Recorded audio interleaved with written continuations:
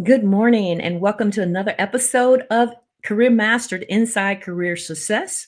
I'm your host, Dr. Lisa Wicker, and today our theme is connections, making connections. It starts with her. It's been our theme throughout the year, and we're excited to have another wonderful guest with us this morning. We focus on women building their purposeful careers and advancing their leadership, leveraging their talents, and creating impact for themselves and the world around them. I'm thrilled today to again talk with one of our honorees from this year's 2025 Leadership in Action Awards.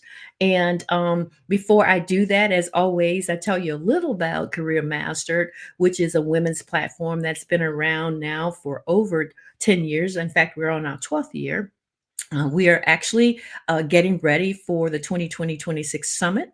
So if you follow us, which if I hope you do, if you don't, please follow us at careermaster.com. You can do that on LinkedIn, Instagram, and YouTube, as well as Facebook.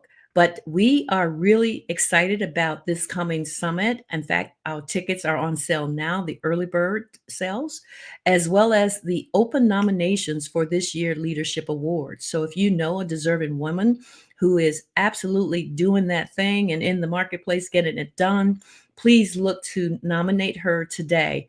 I will tell you that the coveted Leadership in Action Awards, we have now such I consider it a competitive landscape, which is wonderful problem to have, but we do have many nominees, and the selection gets harder and harder each year. But please don't hesitate to nominate your deserving woman leader today. The fall magazine, Career Mastered Leadership, today's Global Woman magazine, continues to be one of the best that we have published. We have on the cover Lauren Fitzpatrick Shanks, an entrepreneur who has done a marvelous job with her business. She actually won the Career Master $2,500 business grant this year. I just had the privilege of meeting her in Las Vegas at our brunch with the Masters, and the electric electricity in the air of that brunch with the Masters was on point. Let me tell you, we had a marvelous job. And the women that were featured in that panel discussion, I met for the first time. We now have a connection, which is what it's all about, making sure we leverage the space that we're in. I often say that proximity is power, and we need to make sure that when we are in those spaces that we leverage every ounce of power that's in it. And we did just that in Las Vegas. Our title sponsor there was Fletcher Jones Mercedes-Benz. They gave away two fantastic weekend drives for women to just get away with their Mercedes-Benz. I'm sure if you had been in that room, you'd want to get the keys to that car that they gave out. But we had two winners for that. And then I want to tell you a little bit about the top entrepreneurs to watch. We have had a fantastic year with those winners. We had 35 powerful women. We continue to celebrate these women. So if you have a chance to go over to careermaster.com, I'm encouraging you to do that. You can pick up a digital copy of the magazine, which features all of those women leaders. And now let me tell you a little bit about our guest as I bring her on. She is Maxie. Hello, Maxie. Welcome. Hi. Thank you. Happy to be here. Thank you so much. As I mentioned to you prior to our conversation, you have a beautiful name, and I certainly am not going to mess it up. So I'd like you to tell us your full name, and then we'll get started. Yeah, my name is Maximiliana. Maximiliana, I love Yeah. it. I love it. It's beautiful. I am excited that we are getting a chance to talk today. We met because you too were an honoree this year, and I have had a point in my agenda for the 2025 year to meet as many of you women leaders as I can. And so this gives me an opportunity, as well as our network of thousands of women, to meet you and to have some exposure to the work that you do.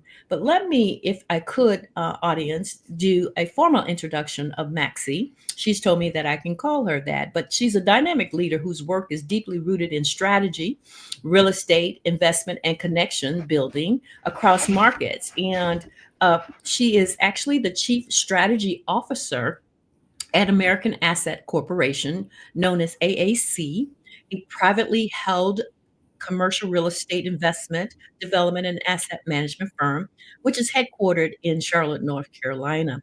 In her role, Maxie leads the firm's strategic planning efforts, including identifying new market opportunities, driving portfolio growth initiatives, and aligning a cross functional team to achieve the long term value creation in retail, office, and flexible space real estate projects across the southern eastern United States. And of course, from an education standpoint, she has a master's of science in real estate, as well as a bachelor's degree in urban affairs. And she, again, is based in Charlotte. Welcome to the show. Thanks for having me. I'm pleased to be here. I'm excited to get started. I would like you, based upon your strategic role at American Asset Corporation and your experience in commercial real estate, I'm excited to just kind of dive in here to learn more about real estate and what you do every day and how you influence people. How's your team working? I got lots of questions. Okay. Let's dive in. It's just to take us back a little bit, Maxie, how you first got interested, if you will, in commercial real estate strategy and asset management. Definitely. So I grew up on real estate and entrepreneurship. My parents actually founded American Asset Corporation early in their career. So I had no alternative but to listen. And sort of, it was my parents' every dinner conversation was about business.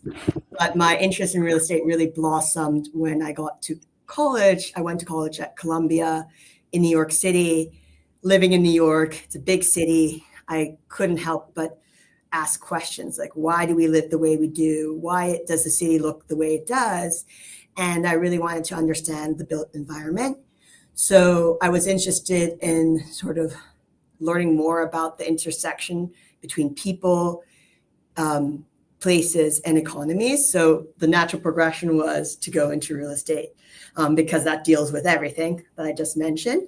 I wanted to be part of, your decision where you office, where you shop, or when you buy your first home. I think that's the biggest decision anyone makes in their lifetime, or one of them, other than who you spend the rest of your life with. Yeah. Down that route. So I wanted to be part of that, and I found that really exciting.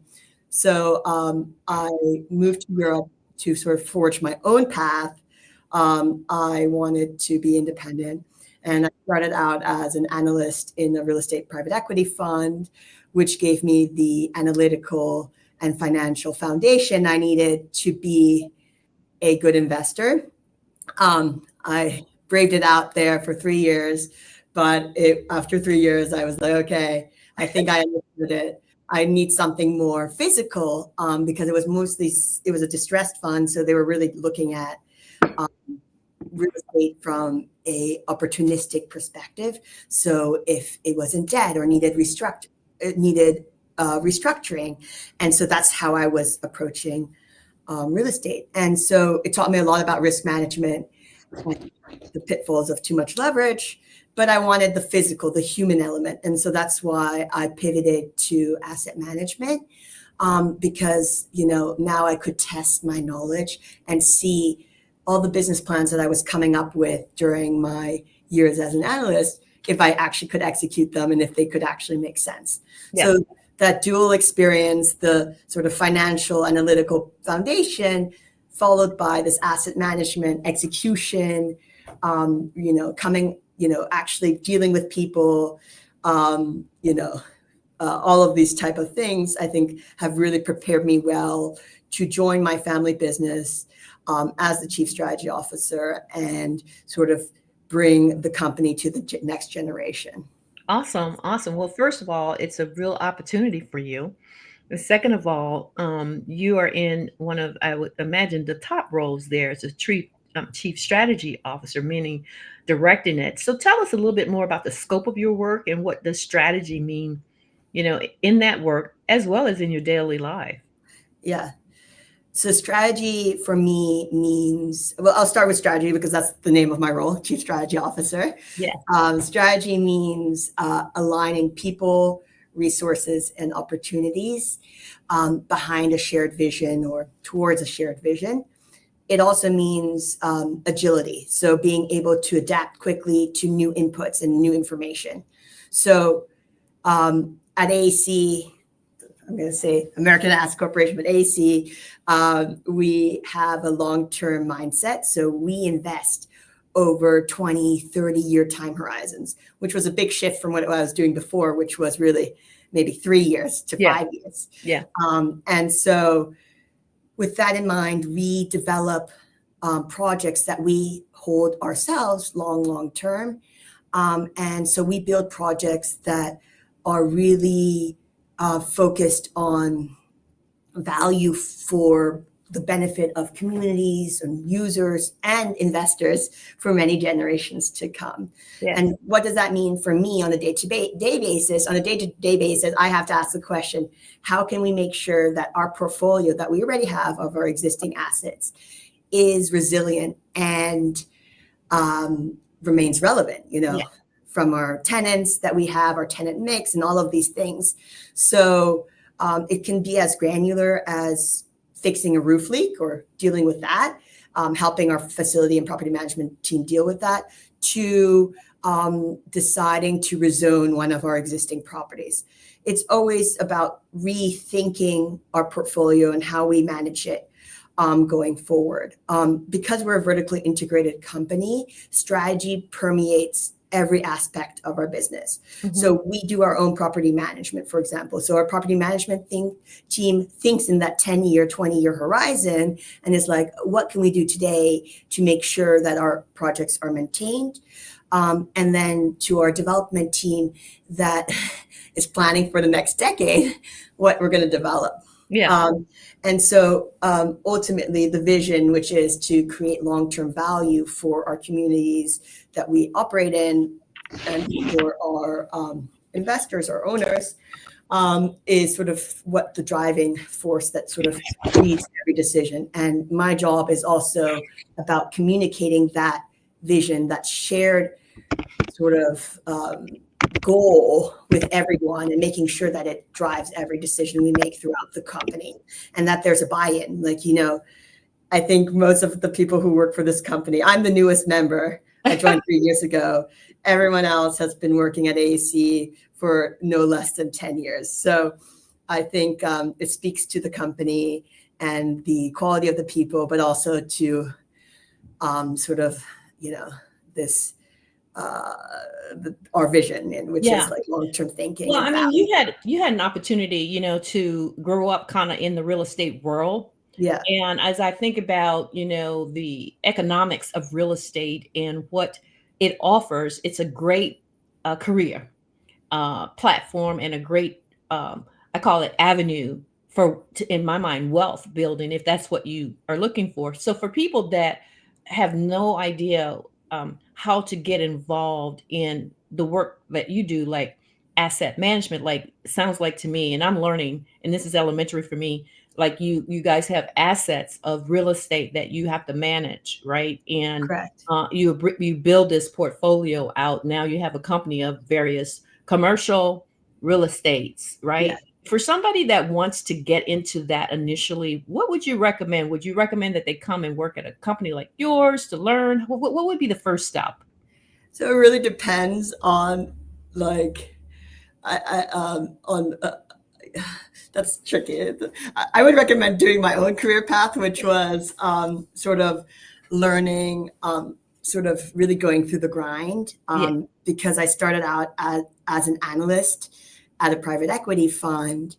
And that really taught me to think critically and understand how investors think about leverage, about the assets. So it gives me the financial background that you need. And that foundation, I think, will give you the most opportunities if you want to go into real estate, because after that, after you have that training, you can go into anything. So if I talk to young people, I always give them, I'm like, okay, look at the Blackstones of this world. Yeah. Maybe that's the challenging place. That's the creme de la creme. And then work your way down from there. Go on I don't know, a BizNow website and look for the names of the companies that are active today, and then look those companies up and then apply and cold call LinkedIn. The worst thing that can happen is that they say no or don't respond. Right. So I think I would never trade up that sort of the grind. Yeah, I get I it. went through. That's how you learn, though. That's Yeah, how that's you how you learn. I learn. mean, I'm on the line. I see one of my former colleagues on the line, and she and I can tell you, how did we learn about automotive? We understand the factory. You have to go through Exactly. the grind, right? So I think what I hear you saying is that if you want to learn about this, private equity is key, right? Learning the data analytics of it, right, and then understanding basically. What other businesses are in, and I think you mentioned BizNow and other places that people Yeah. can go and do research on. But Yeah. I think it's fascinating. I have a relative who just bought her first six unit property, Wow. and That's definitely, she's young, and I love the go get it attitude. That trying to get into the commercial world, and it intrigues me. It's something I wish if I were 10 years earlier would have done. But I tell any young person that try something new, and to me, there's wealth in this area. I think you're the person who bought the six apartment building. I think that's actually the smarter move almost, because real estate ultimately is a compounding business. So the longer you hold something, the more money you can make out of it. And so because of the income stream that comes, and Yep. if you save it and reinvest it sort of compounds. So on the other hand, if you have it depends where you're starting from. I needed that foundation, that like analytical background to get the confidence, Yeah. to feel comfortable that I could join my family business, even though at the time I didn't know I'd join. But if you are entrepreneurial and, just dive in on the deep end Yeah. and do that, like go buy it if you can, if you have the access to capital, go buy your 6 unit. And that's the best school, because you'll learn by doing. Yeah. And so you can build your own equity and wealth through that by sort of refinancing that first project to buy your next project, and building upon that. I just didn't have the gall to do it Yeah. when I started. Well, now she works at a regular company as well, Okay, right? So this is kind of a side thing, that's like good. looking Wow. for the future of not having to work for another company forever, right? Yeah. I So think that's a definite motivator. I think that's why I also joined my family business, yeah, is that I wanted to make sure that every hour that I work is towards my own benefit, rather than to the benefit of someone else. And so yeah, that's the downside of working in private equity. You can't really, your participation is sort of capped. yeah. You can do well, you can make a lot of money, but you cannot create the wealth necessarily, the cross-generational wealth that my parents created, or that the example you Yeah, mentioned. I love it. I love it. Well, I'm intrigued. When we were talking earlier, I learned that you speak 4 or 5, maybe 6 languages. I can't remember Oh now. no, Maybe don't give me too it much could credit. it No, could be I 10, speak but 3. but I think you told me you speak what? Tell me again what languages you Yeah, I speak. speak German, French, and Spanish. Yeah. I grew up speaking German. My family comes originally from Germany, and Austria. And so we grew up speaking German at home. My parents wouldn't, English was not allowed at home. And my mom is also French, so we also learned French through her. And Spanish I learned in school. And I think once you learn one language, it sort of becomes easier to learn many more. So I've been Yes. very lucky and fortunate.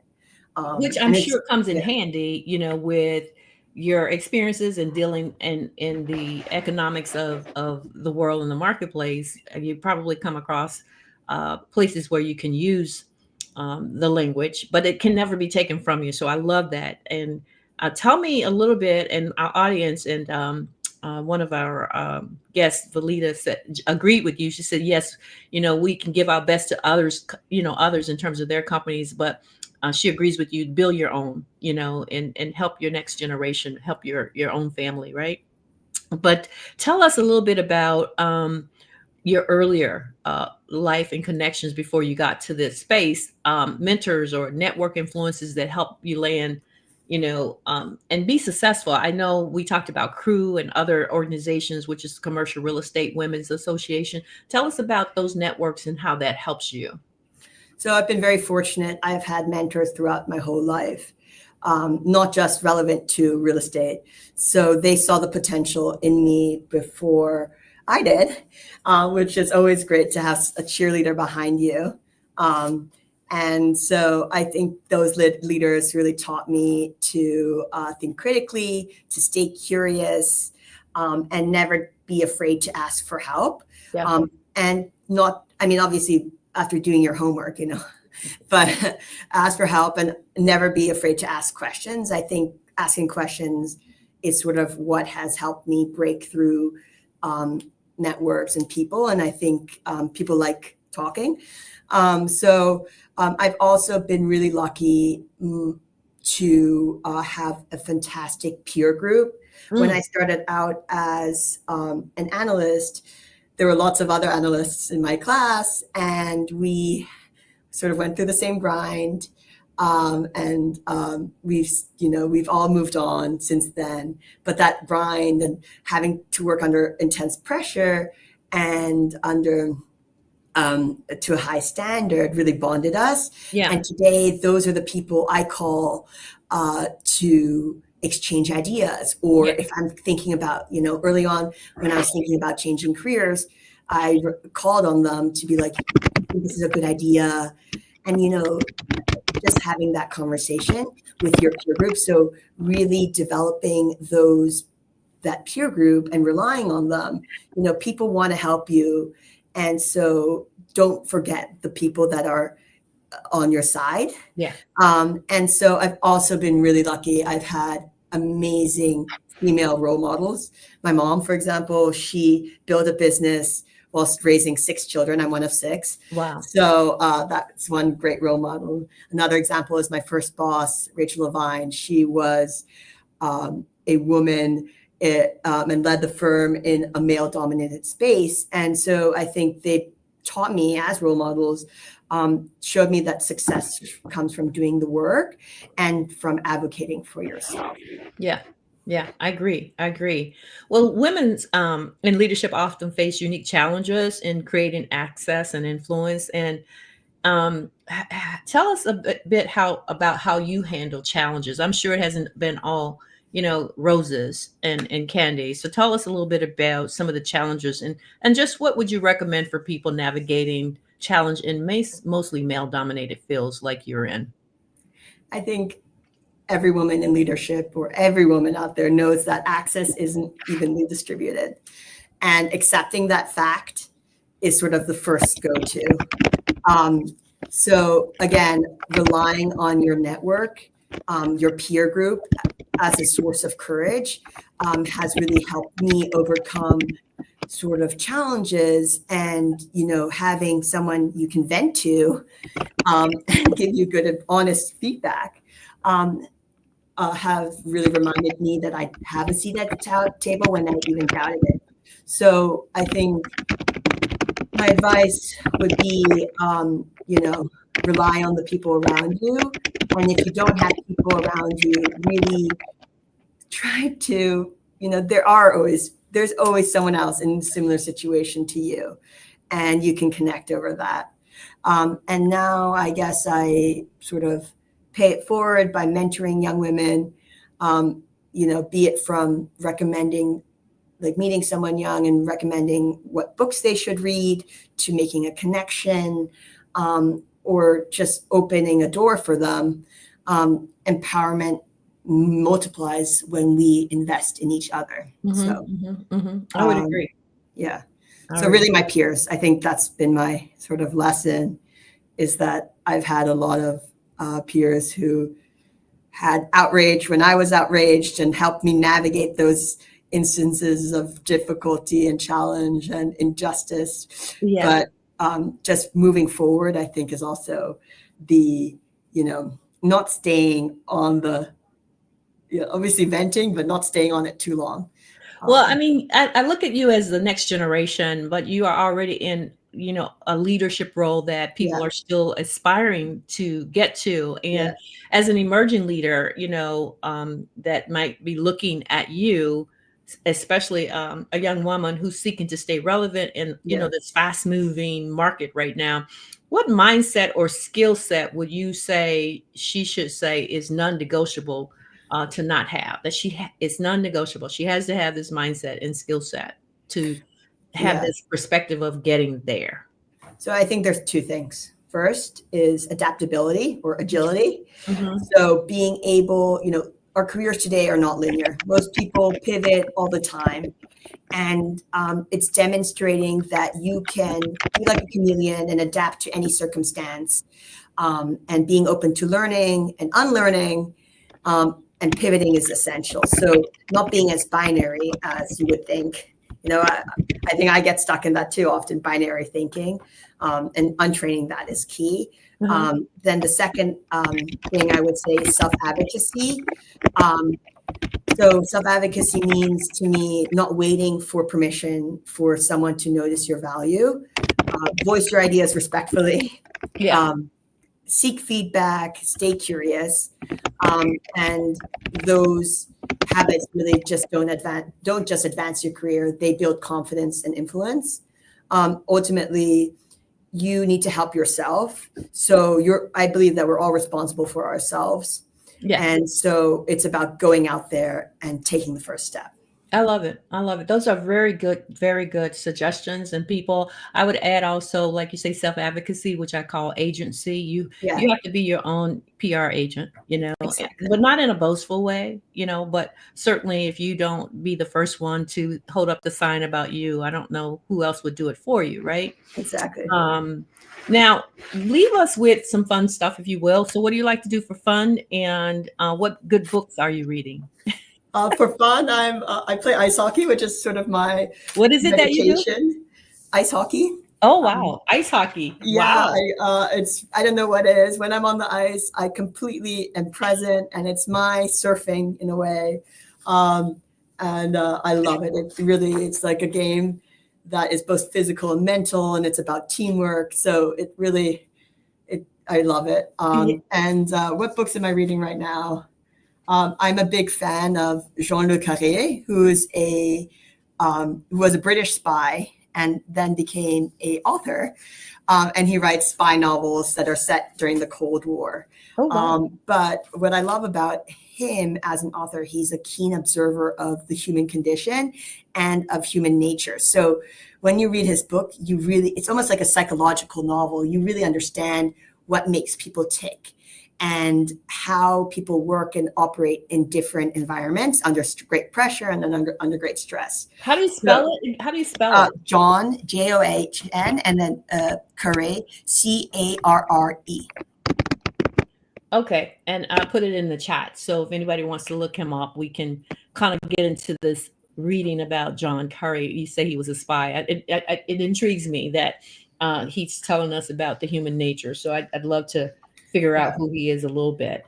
Yeah, Well, I thank you for being with us today. Thank you so And much I for thank having our me. audience for joining us. I'm certainly sure that you have a lot going on in your space, but taking the time out to talk with us and sharing some insights and a quick view and exposure to your career and why you were chosen as a leader this year for the Career Master Awards as very recognizable because of your leadership and the capacity that you're using each and every day. So thank you so much for being Thank here. you. If you have anything else you'd like to say, how people can reach out on LinkedIn or so forth, let us know.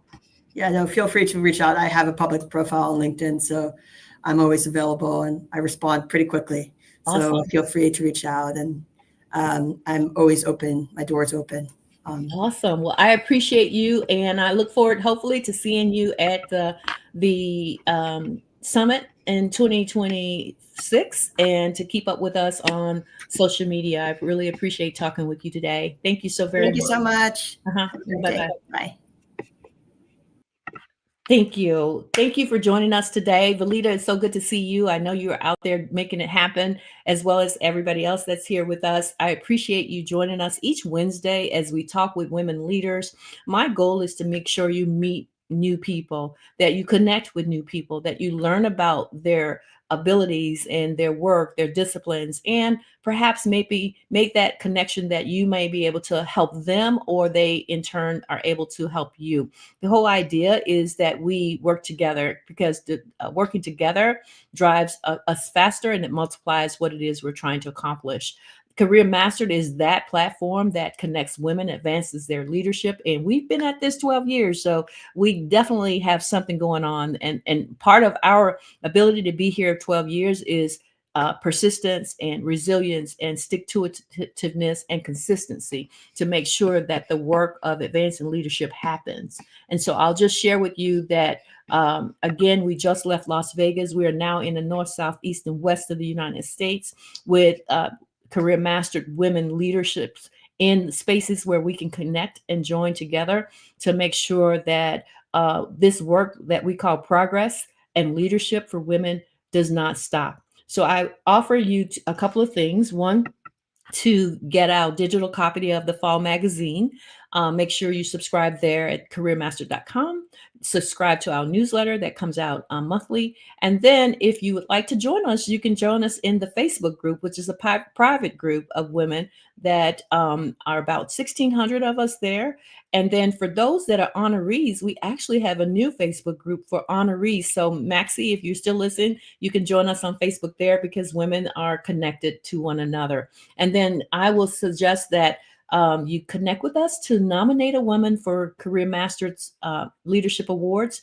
It's available. The opening enrollment process is there at careermaster.com.